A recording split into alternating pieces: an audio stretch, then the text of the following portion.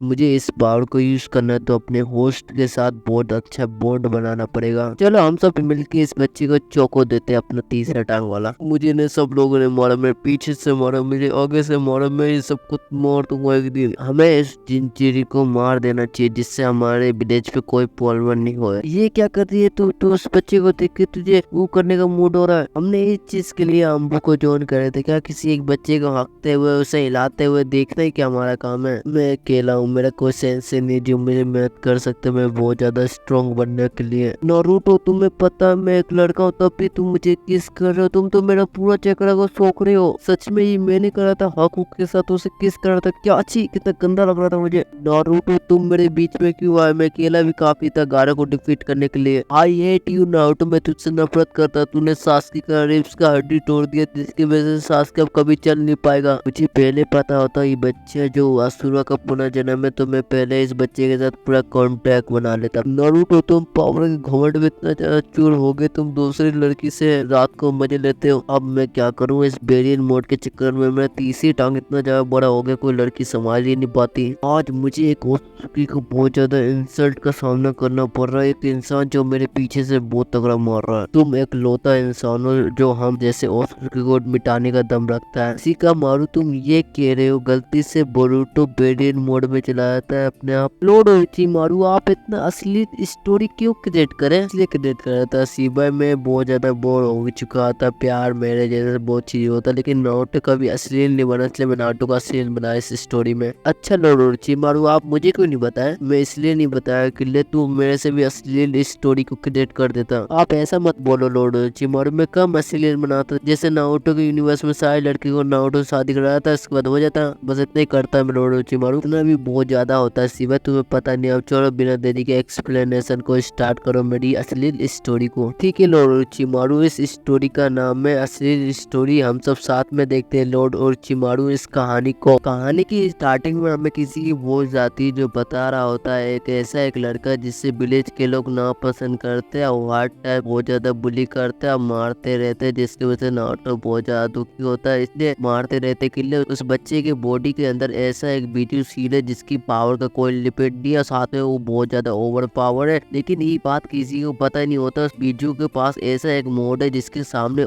भी झुक सकते हैं। उस मोड का नाम है बेरियन मोड और बेरियन मोड को यूज करना है तो कुरामा को अपने होस्ट के साथ सक्सेसफुली बॉन्ड बनाना पड़ेगा। लेकिन कुरामा ने कभी भी मीटो और कुसिना के साथ कभी बॉन्ड नहीं बनाया, इसकी वजह से कुरामा अपने होस्ट के साथ बेरियन मोड को यूज नहीं कर सकते। लेकिन नारुतो एक लौता शख्स है जिसके साथ बेरियन मोड को यूज कर जा सकता है और साथ में नारुतो असुरा का रिकार्नेशन है जिसकी वजह से नारुतो बहुत ज्यादा स्ट्रॉन्ग है। लेकिन किसी को बात पता नहीं होता जिसकी वजह से नारुतो को हर टाइम मार पड़ा रहता है। लेकिन एक दिन नारुतो एकेडमी में जाता है, नारुतो एकेडमी में फाइट कर लेता है सास्के से और सास्के बहुत बुरी तरह डिफीट करता है नारुतो को, जिसे देख के नारुतो को बहुत ज्यादा ह्यूमिलेट का सामना करना पड़ता है जिसकी वजह से नारुतो को बहुत ज्यादा गुस्सा आता है। गुस्से के कारण उसका आंखें पूरा लाल हो जाता है। इसके बाद नारुतो को और ज्यादा गुस्सा आता है। इसके बाद नारुतो बेरियन मोड में चलाता है। बेरियन मोड में जाने के बाद सब लोग चौंक जाते हैं। इसके बाद नारुतो एक पंच मारता है। पंच का स्पीड इतना होता है जिसकी वजह से सास्के बहुत ज्यादा इंजर्ड होता है और साथ सामने कितने लोग थे सब इंजर्ड होता है। लेकिन नारुतो इस पावर को संभाल नहीं पाता जिसकी वजह से नारुतो बेहोश हो जाता है। इसके बाद हमें किसी की वॉइस आती है जो बता रहा होता है नारुतो जिसके पास बेरियन मोड की पावर है जिसका कोई लिमिट नहीं है पावर का। लेकिन नारुतो कभी बेरियन मोड को यूज करेगा जिसकी वजह से वो किसी जगह भी किसी को भी हरा सकता है। साथ में नारुतो कभी भी बेरियन मोड की से पावर कंट्रोल लूज कर दिया जिसकी वजह से नारुतो सब चीज को तबाह कर सकता है। ये बात हमारा तीसरा को आगे वो बता रहा होता है हमारा बुड्ढा डांजो जो हरामजादा जो बोल रहा होता है नारुतो खत्म करते थे। लेकिन तीसरा को आगे भी सोचता है खत्म करते थे, वो बास्टर के चक्कर में मेरा पूरा पैसा खत्म हो रहा है। लेकिन तीसरा को सोचते हैं जिन चिड़ी की चला जाएगा दिक्कत होगा, इसलिए तीसरा को आगे फैसला कर लेते हैं नारुतो को मारेगा नहीं। जिसकी वजह से तीसरा को आगे आम्बू को भेज देते हैं नारुतो पे 24 घंटा नजर रखने के लिए। जिसकी वजह से आम्बू जो 24 घंटा नारुतो को हाँकते हुए